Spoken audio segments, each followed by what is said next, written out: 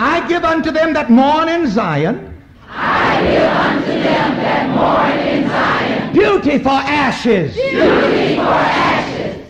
The oil of joy for mourning. The oil of joy for mourning. The garment of praise for the spirit of heaviness. The garment of praise for the spirit of heaviness.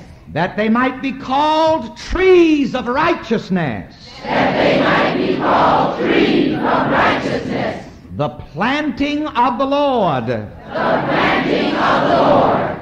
That he might be glorified. That he might be glorified. You may be seated. It's so interesting sometimes, if you watch, organized religion sometimes does the very opposite thing to what is really truthful and spiritual. So since this is Ash Wednesday, we're going to share with you the beauty of the Lord, because the Bible says, God says in the Bible through the prophet, I will give you beauty for ashes. And I'd like to analyze briefly some of the words and the phrases in this text, that our consciousness might be uplifted, because prosperity is such a beautiful thing. Say with me, prosperity is beautiful. Prosperity is beautiful. I notice the text mentions trees of righteousness. Now, I'm talking to prosperity scholars here. I know this.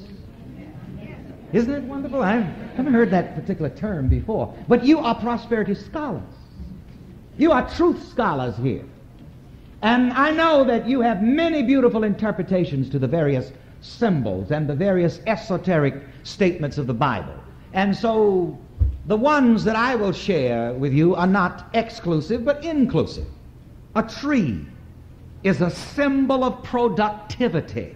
A tree is a symbol of fruitfulness. A tree is a symbol of prosperity. And God's people should be called trees of righteousness. It means that God's people should be productive, fruitful, and prosperous. Now, I can't think of but one time in the Bible where it says that Jesus cursed, and that's shocking. Only one time that I remember Jesus cursing. And I know it shocks a lot of people. What, Jesus? Yes. He healed the sick, he raised the dead, he turned water to wine to keep the party going.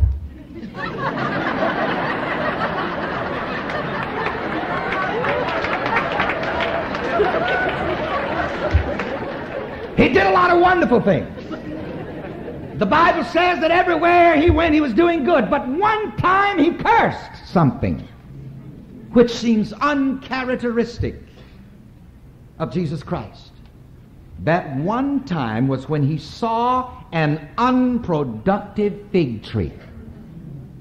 Now that gives us a lesson. And he was not cursing simply using profanity or in a manner of condemnation.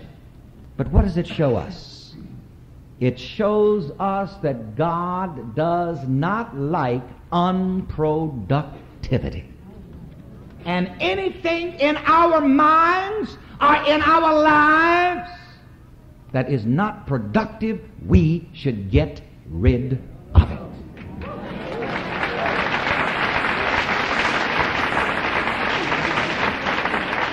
And I'm going to give you some homework. When you go home, I want you to search the vineyard of your mind, the vineyard of your affairs. And if you find some unproductivity, you'd better get rid of it. Jesus went to that fig tree, saw nothing but leaves, saw no fruit, saw no productivity, no prosperity, and cursed it and said, hey, why are you sitting here taking up space? Why are you sitting here breathing in God's air, drinking up God's water, eating up God's food, and not giving anything back?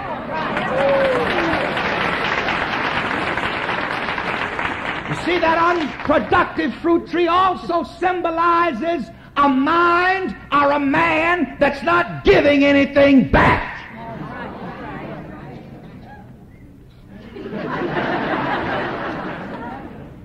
things about this being productive and prosperous and fruitful.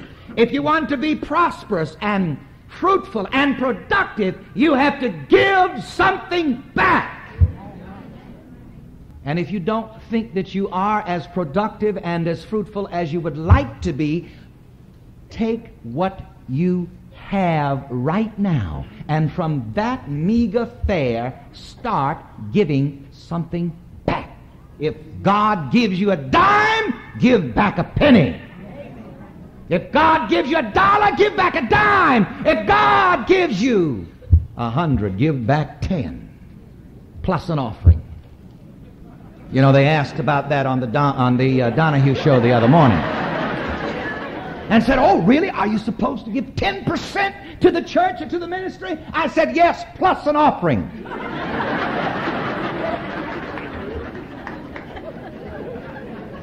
And it's interesting, the only time, and I want to rub this in, the only time Jesus ever cursed was when he found that tree that wasn't giving anything back. Now you know why people want to know why they're cursed, why they've got bad luck.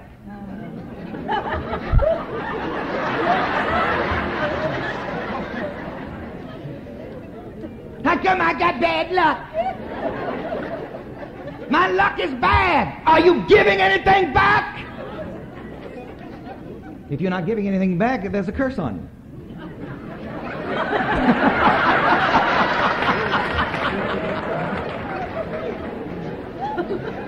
The only curse Jesus ever pronounced, listen at that, the only time the blessed Jesus ever cursed in the Scriptures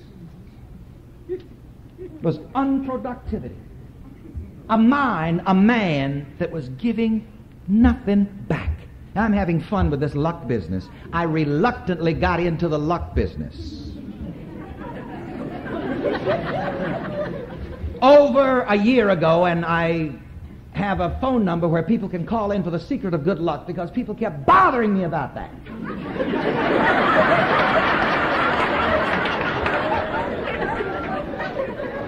I'll never forget, I was in Memphis, Tennessee, and there were so many people there that I preached in 2 auditoriums. You know, the auditoriums were back to back with a sound curtain between the two. And they had to open the curtain so that people could go into the other auditorium. And I was standing in the middle, preaching to crowds, thousands in both auditoriums. And I must have preached and sung and danced and shouted and prayed for 2.5 hours.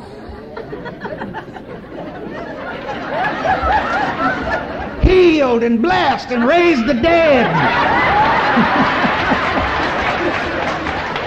Took testimonies. And when I got through with all of that, I was ready to rest. And there I was crawling to my Rolls Royce.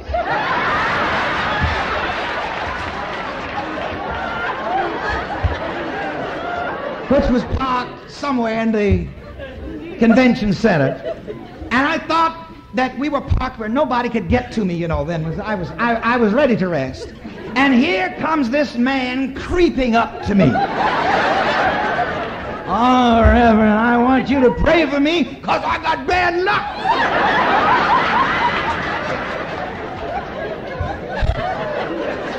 Now I know why Jesus cussed.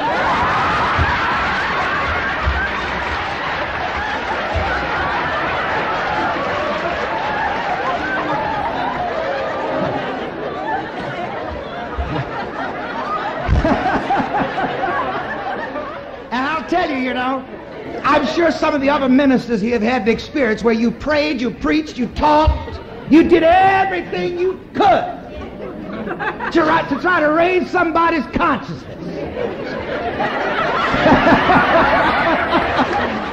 And still they'll come to you with the same old.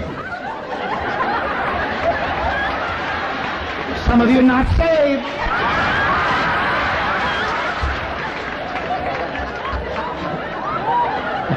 Same old stuff.